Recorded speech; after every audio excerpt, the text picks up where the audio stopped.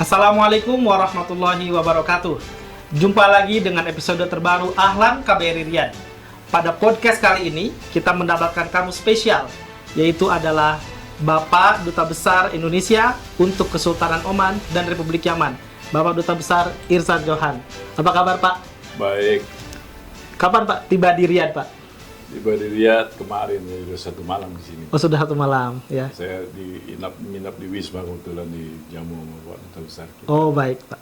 Selamat datang kalau gitu di Riyadh, Pak. Terima Ya. kasih. Kalau boleh diceritakan, Bapak dalam rangka apa, Pak, tujuan datang dari Maskat ke Riyadh ini, Pak? Ya, betul. Saya mendapat undangan dari Kemenlu dari Yaman. Kebetulan saya juga merangkap Duta Besar di Yaman, ya, tapi non presidensial, mendadak gitu. Jadi saya dikasih waktu hari Kamis saya berangkat, ya. Ya. Jadi siap-siap. Kebetulan memang saya sudah punya visa yang multiple visa, jadi sehingga bisa berangkat ke Riyadh.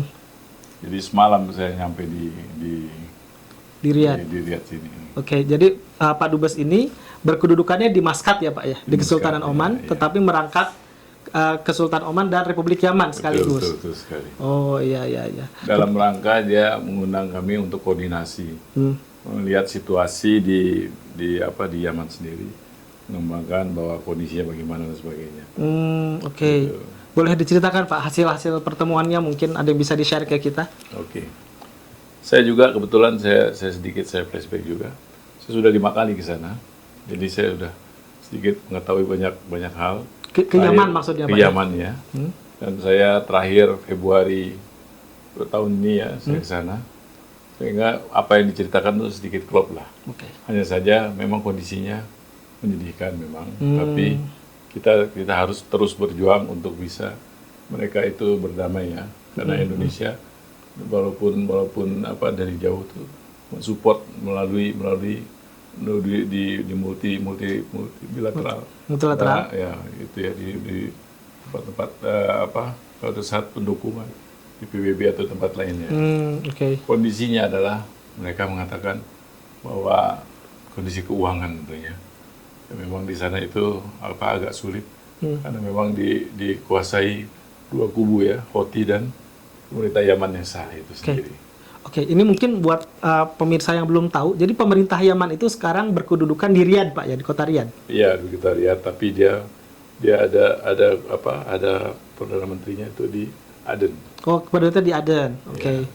Dan menteri luar negerinya di Riyadh, Pak. Ya, bolak-balik nih, ya. Tapi Aden. memang semuanya presidennya, perdana menterinya dan menteri luar negerinya pendudukan di Riyadh. Oh, oke. Karena mendapat bantuan dari Kerajaan Arab Saudi. Oke. Pak Dubes, tadi Bapak sudah mulai menyebut-nyebut hubungan Indonesia dan Yaman ini sejauh ini bagaimana, Pak? Khususnya di tengah krisis, Pak. Tengah krisis memang kalau Yaman sendiri itu masih daerah red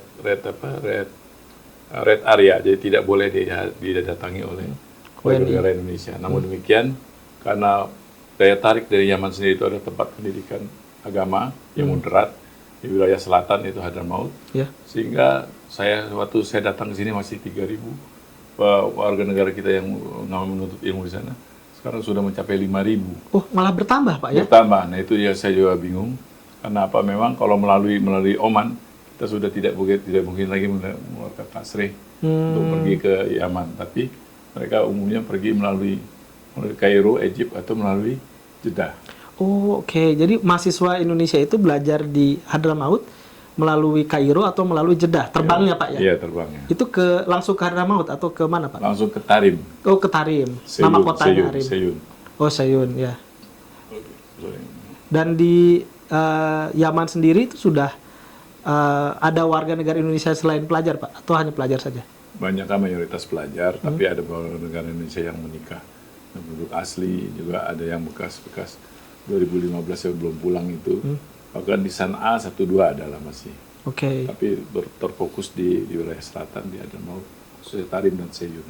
Oke. Dan memang fokus kegiatan di KBRI Maskat untuk Yaman itu di pelindungan WNI di pelajar, Pak, ya? Ya, karena memang kita tidak mempunyai kantor di sana, sehingga kita lebih mengcover untuk masalah kekonsuleran. Kekonsuleran. Kekonsuleran juga dan perlindungan tentunya. Dan Jadi, seperti misalnya perpanjang paspor atau beberapa surat-surat penting yang ini kita layani dari Oman sendiri. Oke. Ada upaya Bapak rencana untuk membuka kantor Pak di Yaman? Ya tentunya ya, karena kalau misalnya amanat daripada Bapak Presiden, satu warga negara Indonesia di luar negeri, di ujung rambut sampai ujung kaki menjadi tanggung jawab kita. Masya Allah. Nah, ini bagaimana kalau 5.000 saya bilang gitu kan. Iya. Sementara itu daerah-daerah berbahaya Iya. dan juga tidak ada kantor sama sekali. Saya sudah mengusulkan berkali-kali, memang tentunya masih dalam kajian ya, untuk extension office paling tidak untuk bisa mengurus masalah konsuleran. Walaupun politik tidak, tapi konsuler tetap jalan. Baik. Oke. Gitu. Oke. Selanjutnya Pak, ini bagaimana Pak Indonesia bisa berperan lebih jauh dalam perdamaian di Yaman Pak? Kita sudah Ya. tahu kan ini 7 tahun Pak ya? 8 tahun. Oh sudah 8 tahun. Konflik di Yaman sudah 8 tahun ya. Ini kan berarti harusnya kalau di tempat lain sudah mulai tanda-tanda berakhir ini Pak. Ini kan kelihatannya bagaimana menurut Bapak Pak?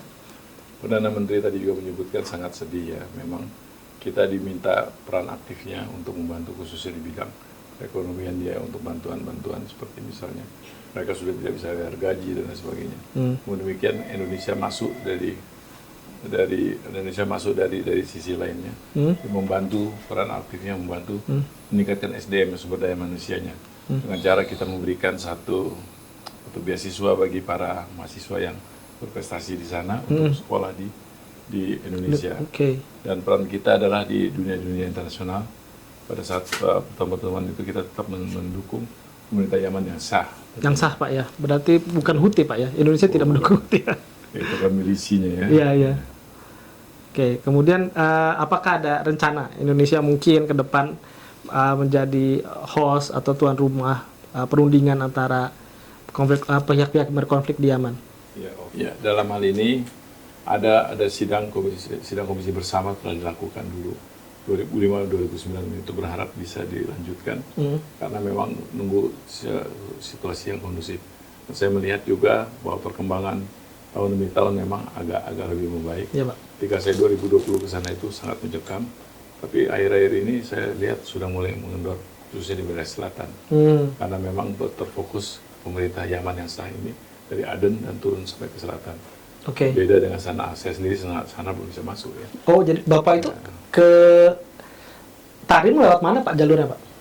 Kalau dari Seyun ke Tarim Mukalla. Oke. Atau dari Jeddah bisa langsung terbang ke Aden. Oh, oke. Dari Aden bisa turun dia ke Tarim atau ke Seyun, tapi tidak diperbolehkan karena demi keamanan. Kalau mungkin staf saya mungkin bisa, tapi kalau tugas dia tidak berikan gitu. Tapi saya pikir sih teman-teman saya dan orang sana tuh welcome terhadap Indonesia. Iya. Karena dia tahu bahwa saudaranya banyak di Indonesia. Iya, betul Pak. Kurang lebih 8 juta orang keturunan dari Hadramaut itu ada di Indonesia. 8 juta Pak ya? Ya, termasuk menteri kita yang top itu, dulu Ali Alatas. Itu turunan dari Ya, keluarga ada Alatas ya Pak ya? Alatas, Keluarga Alatas, mungkin Asegaf ya Pak? Ya begitu, Asegaf juga.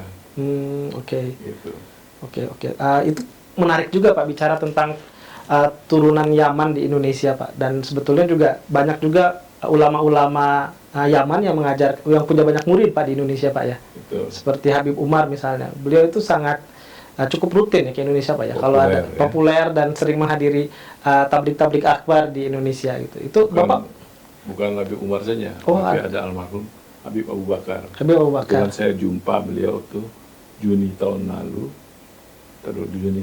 terus meninggal. Februari tahun lalu, Juninya meninggal. Jadi saya masih dekat, sangat kental. Dia bagaimana cara dia untuk melihat Islam itu secara moderat, bagus. Memang sangat disukai oleh para ulama kita belajar di sana. Ya. Dan juga ulama kita di sana itu sudah membentuk satu kayak Indonesia sendiri. Jadi kalau saya ke sana itu sangat kerasan memang betul. Jadi kalau kita pergi itu ada warung, ada persis di Indonesia saja. Oh, di kota Tarim itu Pak? Di Tarim itu dan di Seyun itu. Ada masjid yang terkenal ya di sana Pak? Masjid Riyadh Pak ya? Masjid Riyadh bukan ya. Bukan. Kalau Masjid Riyadh, masjid apa ya, saya lupa itu. Yang tadi Bapak bilang seperti komunitas Indonesia berkumpul di situ. Itu di apa, Darul Mustafa. Oh, Darul Mustafa. Tempatnya Habib Umar. Oh, oke. Nah, itu sangat besar di situ. Dan mereka itu komunitasnya kayak Indonesia persis. Dan sholatnya juga sama lah, azan subuhnya. Ada kunut, doa kunut ada. Pakai sarung Pak ya? Pakai sarung ya. Makanannya juga sama di sana. Oh. Ya kalau kita bilang minta cili itu ya apa bahasa Cabai. Sambal, Pak, sambal. Enggak bahasa Arab saya lupa. Cili apa ya? Fle, Pak. Fle. Bukan. Fil. Iya, fil. Fil dia bilang sambal. Oh, sambal. Oh, jadi mereka sebut itu sambal juga ya? Gado-gado juga yang keluar. Oh. Jadi emang enak lah. Iya. Oke. Ini penasaran saya Pak nih, Pak. Kalau tadi Bapak sebut angka ya, sebelumnya ketika Bapak mulai tugas di Maskat ada 3.000 pelajar di sana. Kemudian sekarang bertambah 5.000. Itu apa yang membuat orang-orang Indonesia khususnya pelajar itu tertarik untuk belajar di Yaman, padahal kita tahu Yaman kondisinya sedang tidak aman, Pak? Ya begitulah ya. Jadi kalau misalnya saya sebagai duta besar ada yang ingin datang ke sana, saya tetap memegang satu peraturan. Itu masih daerah merah, daerah berbahaya. Tidak bisa masuk ya. Di situ tidak mengeluarkan tasri atau apa semua. Namun demikian kita tidak bisa melanggar hak asasi manusia untuk ilmu sampai ke sana. Yeah. Karena apa? Memang banyak pengikutnya di sana. Ya, dari pengikutnya di sana seperti juga Habib Novel. Yeah. Itu juga di sana. Jadi dari mulut ke mulut mereka tuh banyak, kan ada tempatnya di Syria ada, di Mesir ada. Yeah. Di Yamannya ada. Yaman sangat tertarik sama mereka. Nabi Umar ini ada satu turunan terakhir dari Nabi Muhammad Sallallahu Alaihi Wasallam. Nah, itu jadi memang agak lebih tertarik mereka di situ, dan memang sudah turun temurun ya. Kalau kita lihat 2015 sudah pernah dievakuasi sampai 4.000 itu kosong, yang tinggal orang yang menikah dengan penduduk di sana. Akhirnya datang 1, 2. Saya datang udah jadi 5.000 lagi. Saya datang 3.000 aja masih lewat. Dari mana? Saya bilang ini, saya ngomong juga sama siapa? Sama duta besar Yaman di Indonesia. Dia bilangnya ziarah.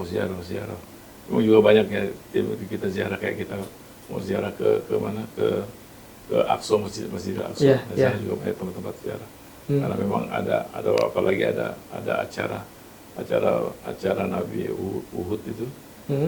Acara Uhud itu banyak sekali datang ke sana. Seperti gitu. Jadi kita nggak bisa hindari. Dimulai ekses negatif, misalnya orang yang dibilang ziarah sampai berangkat 10 pulangnya tinggal 7, 3 tidak masuk ke situ. Di samping itu memang ada beberapa juga yang mencoba masuk ke satu tempat perguruan tempat pesantren yang dia ingini. Nah, itu yang kita juga mencoba mencegahnya. Sehingga kita tim konsuler itu kalau kita upayakan bisa 3 kali setahun lah paling tidak ke sana. Sekaligus untuk memberikan pelayanan kekonsuleran. Iya. Situasinya di sana bagaimana, Pak? Setelah Bapak tadi 5 kali, Pak ya? Atau mungkin tim konsuler di KBRI Maskat itu rutin ke sana, boleh diceritakan situasi di Tarim khususnya itu apakah semencekam seperti mungkin yang kita lihat di media atau bagaimana, Pak? Khususnya di Tarim, daerah selatan Tarim, Mukalla ya. Hadramaut ya, daerah Hadramaut ini aman-aman ya. Namun demikian memang perubahan demi perubahan terus terjadi. 2020 saya ke sana itu kita harus pakai pengawalan berapa checkpointnya, misalnya dari Tarim ke Mukalla itu kurang lebih 14 checkpoint. Berapa kilo itu, Pak, Tarim Mukalla itu? Ya, sekitar berapa ya, 4 jam perjalanan ya, sekitar 200 kilo lah. Oh, 200 kilo, ada 14 checkpoint? 14 checkpoint. Setiap checkpoint tanya macam-macam lah gitu ya. Terus tahun keduanya sudah mulai berkurang-kurang, tahun ketiganya tinggal, terakhir saya ke sana checkpoint itu cuma 3 saja. Tidak terlalu ketat. Namun demikian, karena adanya oknum dari tim Travel Bureau Indonesia yang nakal, sehingga kalau dibilang Indonesia agak lama dia. Oh, kenapa, Pak? Ya karena mereka bawa tim apa? Yang untuk mereka ziarah di sana itu mereka yang dia patut dicurigai karena apa? Pemerintah setempat, Menteri Dalam Negeri juga menyebutkan, waktu itu saya pernah jumpa. Dia bilang, ya inilah katanya banyak orang yang masuk ke sini, 10 keluarnya tinggal 7, yang 3 tinggal. Itu yang dia cari jalan untuk masuk sekolah, karena masuk sekolah sana juga untuk mendapatkan sekolah di Darul Mustafa itu juga tidak mudah. Karena kan juga kapasitasnya. Terus persyaratannya untuk masuk di sana kan tidak mudah. Sehingga orang mencari jalan pintas ikut ziarah tapi pulangnya tidak pulang. Oh gitu, iya. Sehingga di checkpoint itu dicek betul. Dan saya pernah sekali pengalaman saya sudah sampai capeknya. Waktu itu yang tahun 2020 itu capeknya saya bilang saya Safir dengan duta besar, nggak peduli dia. Mobil itu turun. Oh, sampai turun dari mobil, Pak? Sampai turun, nah, gitu. Jadi dia tidak mengenal, bahkan dia ya terus terang maaf sorry itu saya, karena memang dia sudah juga lapar ya waktu itu, sehingga dia bilang wah saya ini nggak ada yang gaji ini 6 bulan. Kita paham lah, gitu. Tapi sekarang itu sudah mulai bagus, membaik. Kita harapkan, kita berdoa agar Yaman ini akan menjadi rukun lagi. Amin. Ya, ada Houthi, ada STC, ada Yaman sendiri. Itu kita harapkan dia bisa rukun. Memang dia kesulitan ekonomi seperti yang disebutkan oleh Perdana Menteri tadi. Saya jumpa itu, dia mengatakan memang kesulitan di bidang keuangan, ekonomi. Karena dia tidak bisa bayar gaji terlambat. Dia membuat jadi konflik juga di masyarakat. Iya. Oke, baik Pak. Menarik sekali Pak cerita Bapak, Pak. Ini mungkin yang terakhir Pak. Barangkali Bapak ada yang ingin disampaikan ke khususnya WNI kita di Yaman, mungkin yang akan menonton podcast kali ini Pak. Silakan Pak. Baik ya, bagi warga negara Indonesia yang ada di Indonesia dan juga para pelajar khususnya yang ingin menuntut ilmu, kami tidak bisa mengatakan boleh, tapi kami tidak bisa melarang karena itu hak asasi kalian. Namun demikian perlu disimak ya, dipelajari tempat-tempat di mana Anda ingin belajar sehingga tidak salah memilih pondokan, ya kan? Ya, semua ilmu sana baik, tapi kita tahu ada ilmu yang mengajarkan garis keras, ada yang garis biasa. Namun demikian tetaplah berkoordinasi dengan KBRI agar bisa terdata siapa orangnya dan sebagainya. Jangan sampai setelah ada masalah baru hadir di KBRI, karena memang KBRI hadir untuk Anda semua, untuk melindungi posisi Anda dimanapun Anda berada, khususnya di Yaman, karena kami adalah juga KBRI merangkap di Republik Yaman. Itu saja kira-kira. Baik. Terima kasih Pak Dubes. Baik, semoga Bapak kembali ke Maskat kapan Pak dengan lancar? Rencana besok pagi sudah harus pulang. Baik Pak, terima kasih Pak. Sama-sama. Baik, demikian ngobrol singkat kita dengan Bapak Duta Besar Izal Johan, Bapak Duta Besar untuk Kesultanan Oman dan Republik Yaman. Kita jumpa lagi di podcast Ahlan KBRI Riyadh berikutnya. Assalamualaikum warahmatullahi wabarakatuh. Waalaikumsalam.